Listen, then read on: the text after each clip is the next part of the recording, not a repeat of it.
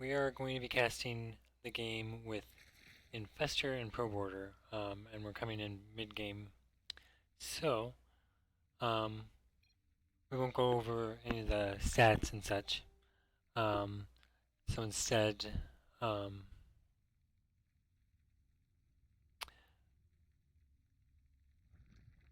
I guess we're just starting now. Okay. Sorry, I'm trying to read and talk at the same time.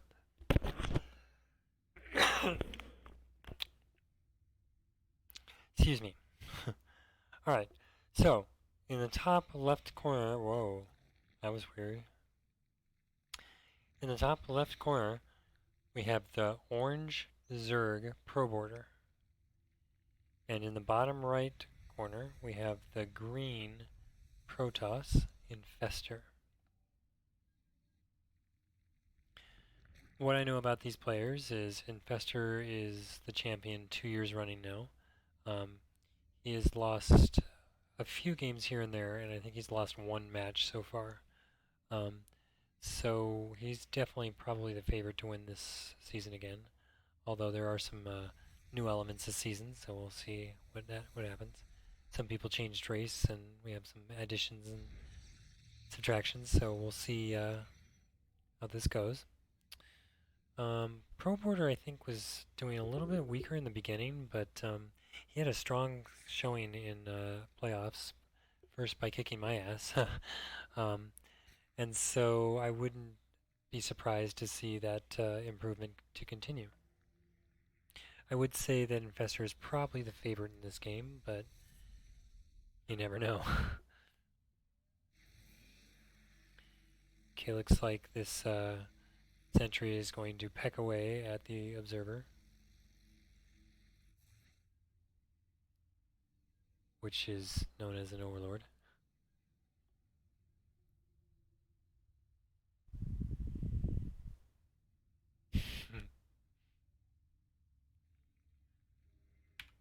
I should be more professional and get all my stuff up. Okay. Alright, so Proboarder is going for fast speed lanes. And so far he's only got 4 Zerglings out. Looks like he's droning at the moment. So he's not doing anything super aggressive. There are 5 guys oversaturated, 6 guys oversaturated over here. I'd like to see some transferred over here. Looks like that Overlord was taken down because Proboarder is hard supply blocked right now. So far, Infester just has a handful of gateway units, but is adding several more gateways, 2 more, and a robo. Proboarder is expanding to his 3rd expansion. Pretty standard game so far. We have a Baneling nest going down.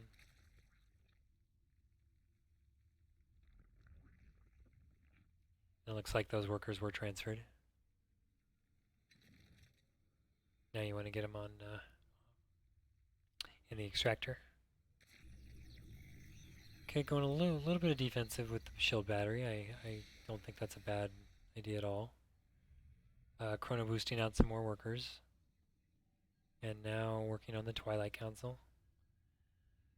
Most of Infester's builds are exactly this, almost like perfect every time. It's the same exact thing every time. He gets that Twilight around, quickly. But then the next building he builds, he has all kinds of strategies. I've seen him do so many things after this. So, another gateway so far. Not quite sure which tech he's going to go. I've seen him do a lot of Templar lately.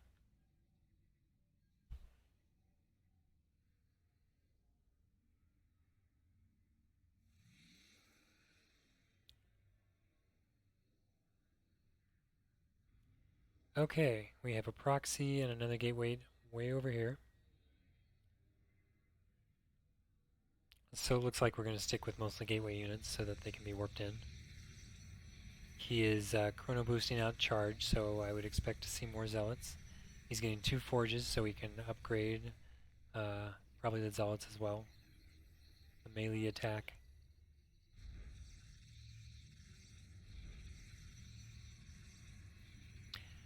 Oh, and looks like there's going to be some Colossus play too here. Interesting. This will be a... So, so far we only see lings of different sorts and varieties over here. And it looks like we're going to go for Hydras too, and neither of those things are very good against Colossus. You really need the roaches or some air units to get those Colossus down. So we're not warping anything into the proxy yet. Looks like we're just working on the army, upgrading things. He's chrono boosting the shield and weapons upgrades. 2 robos now. I would expect to see, yep, I was going to say I expect to see that Thermal Lance is going to be upgraded. And he's chrono boosting that out too, so both robos are making a Colossus. So this is going to get really bad for Proboarder pretty quickly here, unless we can see some higher tech. Proboarder's been playing well, and his build is great. It's just, you know, it's not going to rock, paper, scissors against Infester's build very well. He did catch the proxy and took it out, although it looks like he lost some Banelings doing that, which isn't great. Okay, Protoss is taking his 3rd.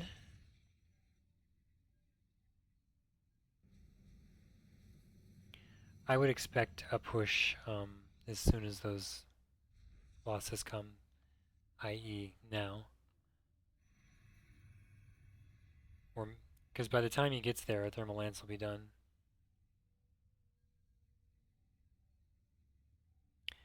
I think he's probably just buttoning up his 3rd base and trying to get some things going. Yep, here he goes. Or not. It's a pretty scary army. Infester is very good with the sentries, and so like there's lots of force fields and there's always a good guardian shield or two. But he's very good at splitting up the armies too, which I feel like mass armies like this can get split up easier. A lot of this is going to come down to how quickly the Hydralisk can take out the Colossus. The Zerglings should be able to clean up after that, but you know, once you get there, and it looks like this initial attack is going to have 4 Colossus in it, at least. He's throwing down a couple more Zealots, because Zealots are going to be what's going to stop the Zerglings here, and with charge, and I assume 1-1-2-2's researching right now, those will be pretty strong. Proboarder is catching a scout, although he's probably not catching anything he actually, well, I don't know if he saw the robotics babe or not. Let's see. Oh, okay, so he did see it, so he probably knows Colossus are coming, and I would think that either some sort of like corruptor or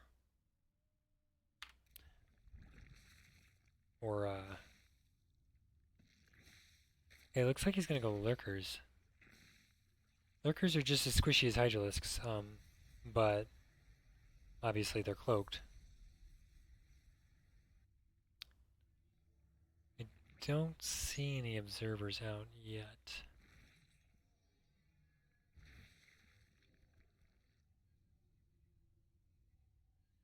I mean, he's been using his robotics facilities mostly for Colossus, so... And to get that warp prism. That's helpful too, that'll be big.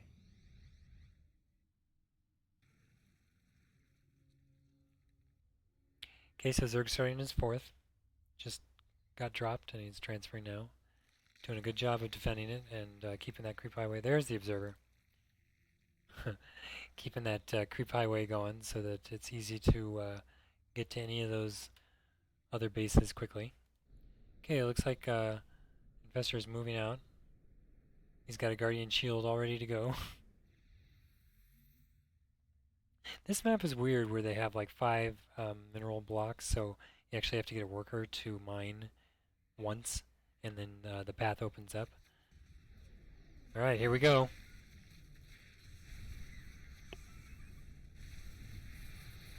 Nice force fields, that was pretty sick. So now the Hydralisk can't attack. Oh, that was a really nice force field. See if he has enough energy to do it again. He does, kind of, partially. But this fight is already over. Yeah, you gotta be so careful with those force fields because what happened is the Hydralisks didn't have quite the range that the Colossus do with Thermal Lance, so they were just dying.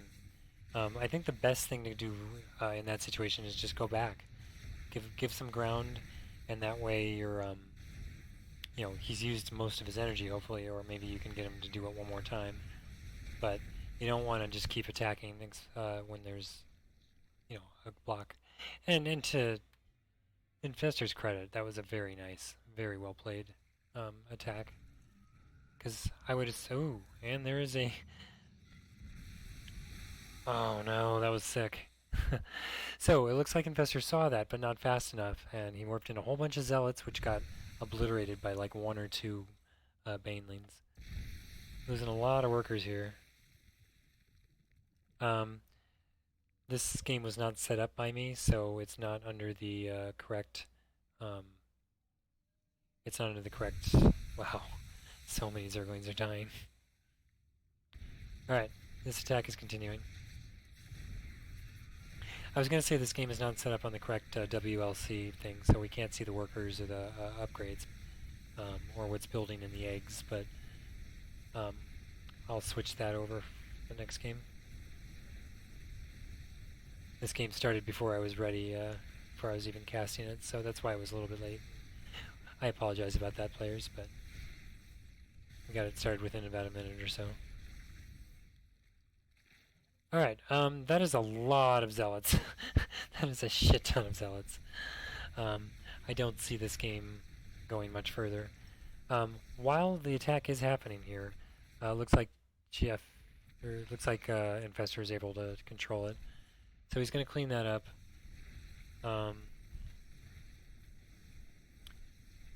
I'd love to see him go for the Nidus in the main base and get all of those Hydralisks. But the game's pretty much over anyway. Alright, so GG is called. Infester won that first game, but it wasn't as much of a stomp as the... Okay, so now we have the correct mod on, so we can see what's in the eggs, and we can see when the upgrades are exactly happening, and we can see how many workers were lost.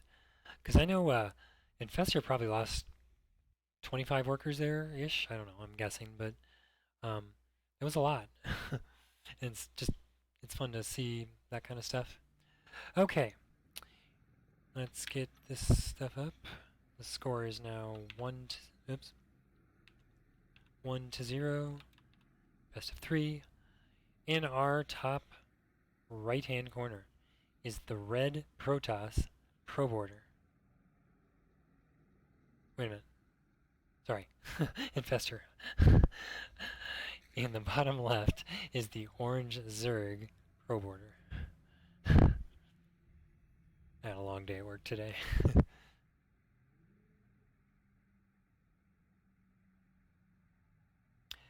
So, I know that a lot of people dislike this map.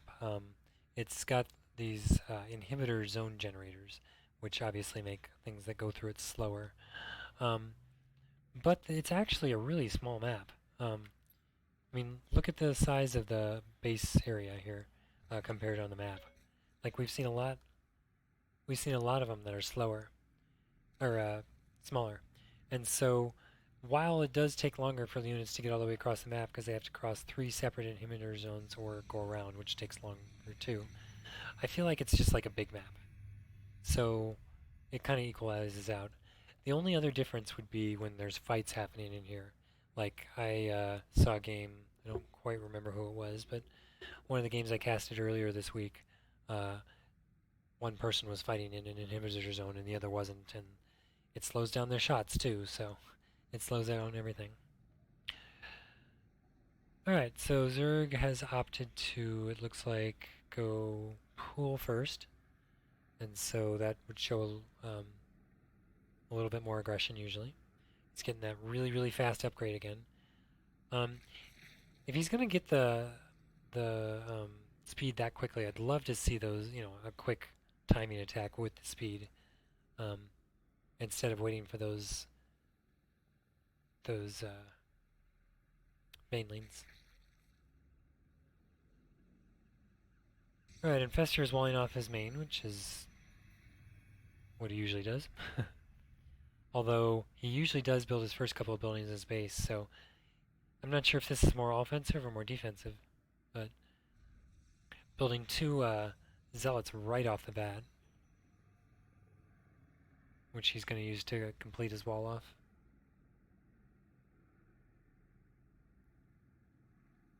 So both players kind of working on a second, well, planning a second maybe, and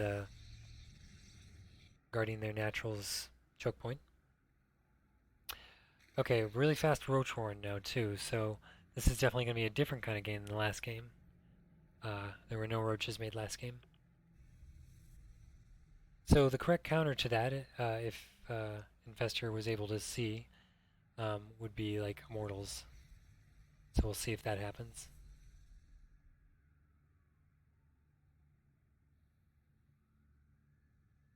I've never seen Infester do anything quite like this before.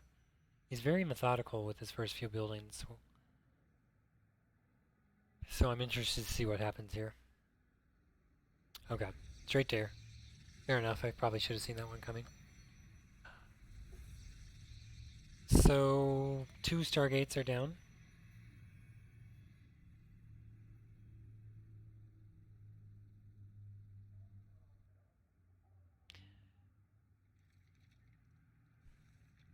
Okay, so the usual Roach Ravager army is forming here.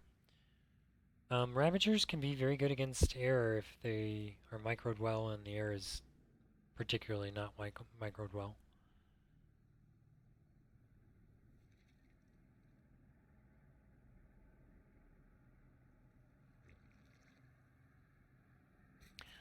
I'm not sure either player knows what the other's tech is right now, which can be a problem. Once again, I think that, well,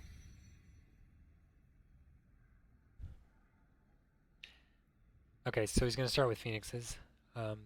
So my guess would be it's going to be a mass Phoenix push where he's just going to try and go over there and lift everything he can and shoot him down very quickly. So Queens would be helpful, both for the transfuses and just for the air. Or definitely Hydralisks, although it doesn't look like Hydralisks are going to be built this game, or at least not for a while. So a lot of the heavy lifting in a fight that were to happen like now would have to be done by the Ravagers.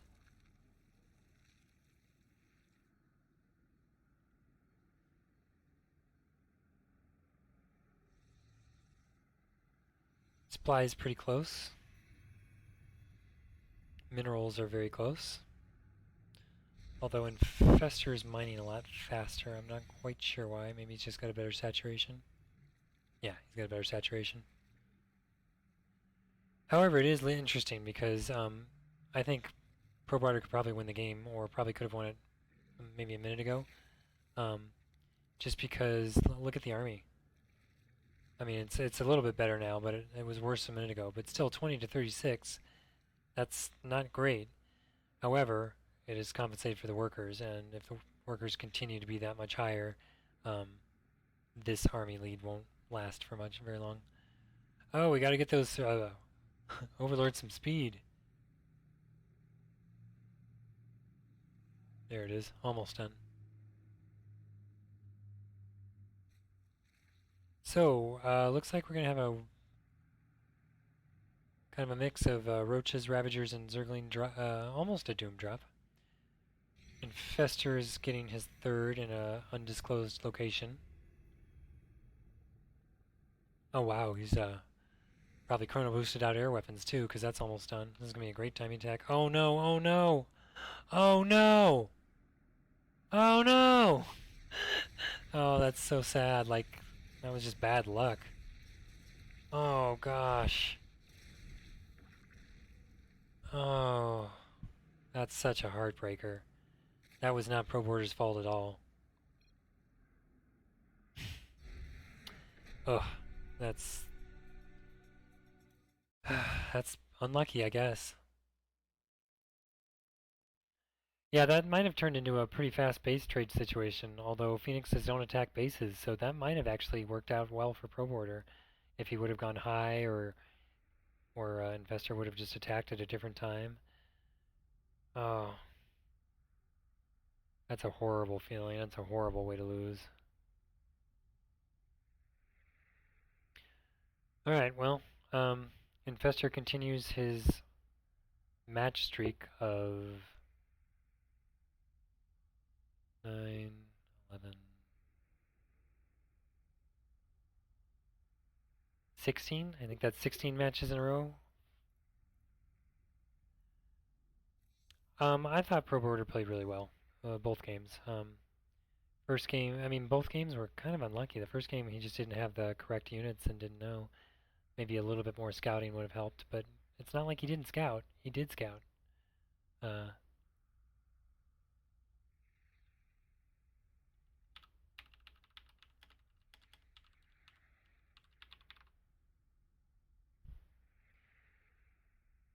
Alright, there is another makeup game tonight. We're not supposed to be doing games on Thursdays, but if we can reschedule games that can't happen on our regular days, we will do Thursday.